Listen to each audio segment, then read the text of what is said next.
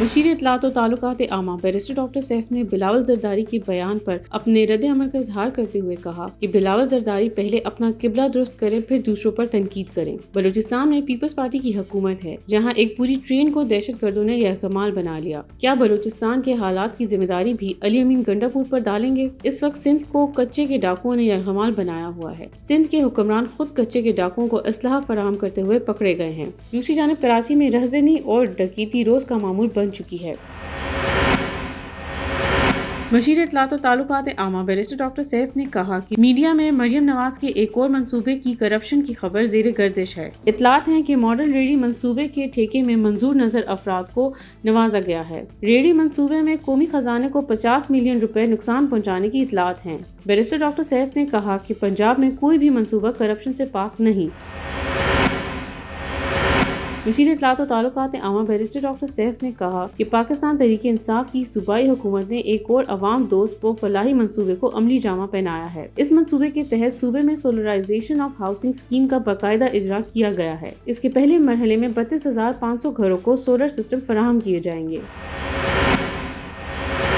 مشیر اطلاعات و تعلقات عامہ Khyber Pakhtunkhwa barrister doctor safe نے کہا کہ صوبے میں گراں فروشوں اور ذخیرہ اندوزوں کے خلاف کارروائیاں تیزی سے جاری ہیں۔ اپنے ایک بیان میں بیرسٹر ڈاکٹر سیف نے کہا کہ تمام اضلاع میں سرکاری نرخ نامے اور معیار کو یقینی بنانے کے لیے خصوصی کمیٹیاں تشکیل دی گئی ہیں۔ یہ کمیٹیاں روزانہ کی بنیاد پر بازاروں کا دورہ کر کے نرخوں اور اشیاء کے معیار کی جانچ کر رہی ہیں۔ انہوں نے کہا کہ وزیر اعلیٰ خیبر پختونخوا کو روزانہ کی بنیاد پر اس حوالے سے رپورٹ پیش کی جا رہی ہے۔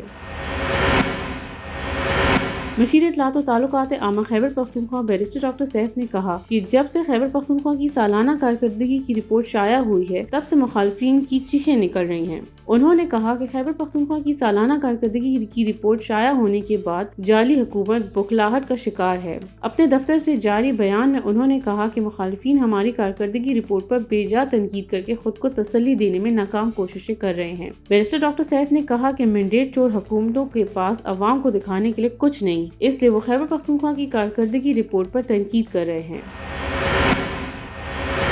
مشیر اطلاعات و تعلقات عامہ بیرسٹر ڈاکٹر سیف نے کہا کہ خیبر پختونخوا دہشت گردی کے خلاف فرنٹ لائن منصوبے کا کردار ادا کر رہا ہے۔ دہشت گردی کا مسئلہ صرف خیبر پختونخوا کا نہیں بلکہ پورے ملک کا مسئلہ ہے۔ دہشت گردی کے اس قومی مسئلے کے حل کے لیے قومی یکجہتی ضروری ہے۔ انہوں نے کہا کہ وزارت خارجہ اور داخلہ اس معاملے میں غفلت برتنے کے بجائے اندرونی اور بیرونی سطح پر دہشت گردی کو روکنے کے لیے عملی اقدامات کریں۔